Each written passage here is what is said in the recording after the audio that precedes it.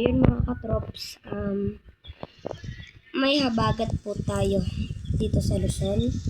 And ingat-ingat po dyan sa mga nakatira sa malapit sa kasi po yung bagyong Inday, malayo po sa Luzon. Opo.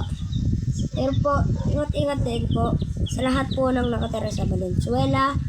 Ingat-ingat din po kayo sa habagat. Kasi malakas na rin po yung hangin po doon sa labas. Titirakan niyo po yung bintana. Araw-araw pa po. Pero mamayang gabi or mamayang madaling araw po, meron pong 30% chance na uulan. So mga katrops, mag-ingat-ingat po kayo dyan. Sige, goodbye mga trops. Good luck.